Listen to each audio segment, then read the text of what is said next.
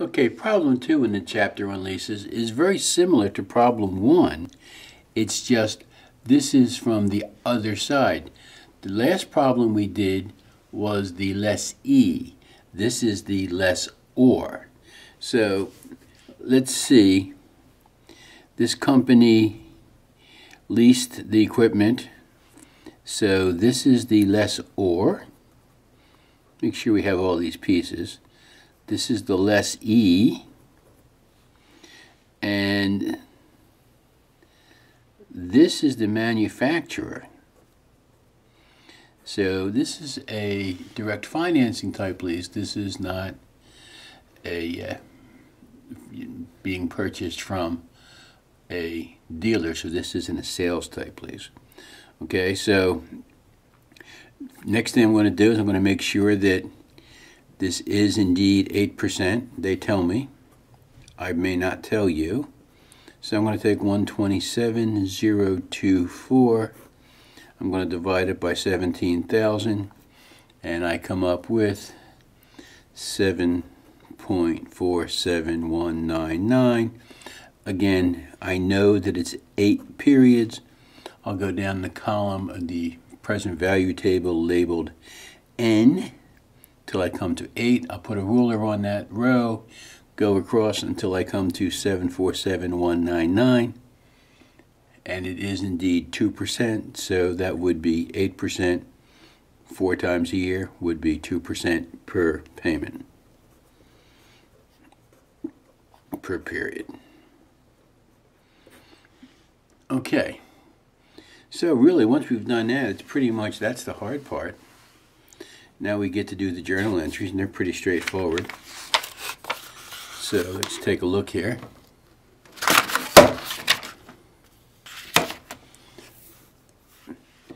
The lease balance is $127,024, and the first payment at the beginning of the lease is $17,000, so there's no interest on that. So that goes directly to reduce the lease balance. That takes us down to $110,024.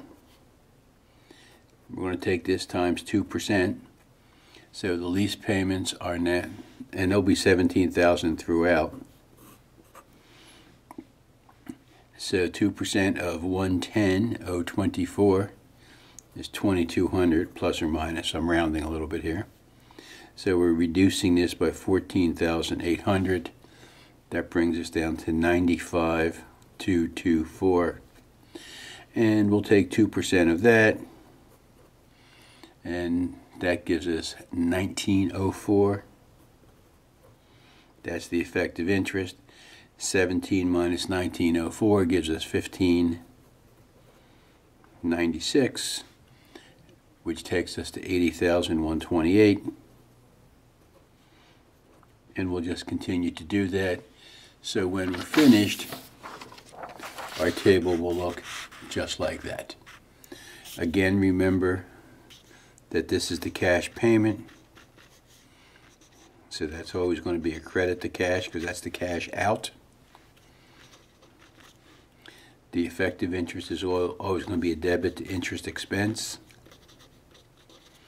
This is going to be a debit to the lease. Now here, what we're doing is we're debiting the lease because this is coming down. So this is coming into us. So I'm sorry, I got this backwards. Sorry. This is debit cash in because we're receiving the payments. Sorry. This is not debit to interest expense. This is a credit to interest revenue, and this is not a debit to lease. This is a credit to the lease receivable because we're collecting it. We're on the collecting side of this. So our first journal entry will reflect that we entered into this. So we're going to bring onto the balance sheet this receivable. So we're going to debit lease receivable 127.24 and credit inventory because we bought it, and this is our inventory, and now we're reducing it. We brought it in and we're sending it out. Because remember, at some point in the past, when this country bought this, they debited the inventory and credited cash for that amount. Okay. Now, the first payment, also due that day, we're getting 17 grand in cash, and we're crediting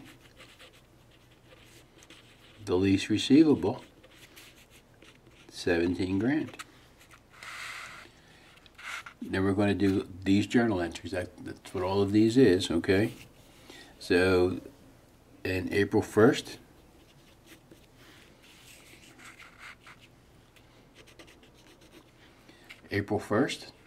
we're going to recognize cash. So we're going to debit our cash, 17,000. We're going to credit our revenue, our interest revenue, for 2,200.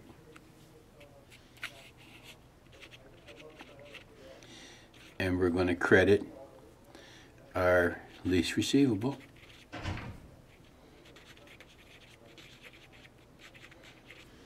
for the balance, which is 14,800.